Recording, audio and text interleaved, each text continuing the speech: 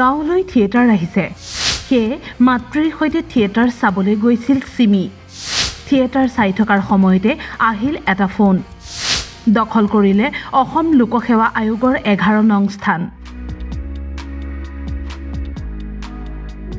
সৰুৰে পৰাই মেধাৱী সিমি কলিতাৰ সপোন আছিল এগৰাকী প্ৰশাসনিক বিষয়া হোৱাৰ যাৰ বাবে কৰি গৈছিল অক্লান্ত পৰিশ্ৰম আৰু আজি যেন তাৰে ফল লাভ কৰিলে সিমি কলিতাই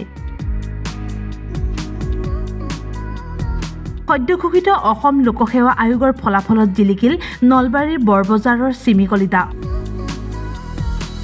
11 নং স্থান লাভ কৰিলে সিমিয়ে সিমিৰ পিতৃ এগৰাকী অৱসৰপ্ৰাপ্ত শিক্ষক আৰু মাতৃ এগৰাকী গৃহিণী জীয়ৰীৰ প্ৰতিটো সময়তে সংগ দিছিল মাতৃয়ে নোৱাৰো মোৰ বহুত মানে তাইৰ চেষ্টা আমাৰো কষ্ট বুলিয়ে কম না কি বুলিয়ে কম নাজানো আজি মোৰ মানে আনন্দত যিমানৰ মানে এটা আহিছে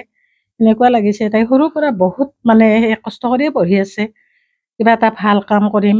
গাঁৱৰ হকে হওক দেশৰ হকে হওক মানুহ মাক দেউতাকৰ হকে হওক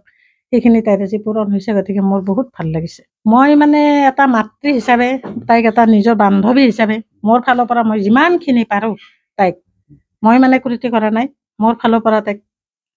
যথেষ্ট ধৰণে মানে আগুৱাই নিছোঁ পঢ়া শুনাত মানে এনে মইতো তাইক গোটেইখিনি মোৰ ফালৰ পৰা মোৰ দিব পৰাখিনিহে দিছোঁ শিক্ষাখিনিতো বেছি মানে এইখিনি পঢ়ে সেইখিনি পঢ়ে এনেকৈ নাজানো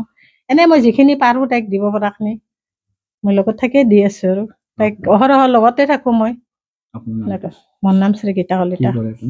মই হাউচৱাইফ বুধবাৰৰ দিনা মাতৃৰ লগত থিয়েটাৰ চাবলৈ গৈ সিমিয়ে জানিব পাৰিছিল যে অসম লোকসেৱা আয়োগৰ পৰীক্ষাত উত্তীৰ্ণ হৈছে সিমি সদ্যঘোষিত পৰীক্ষাত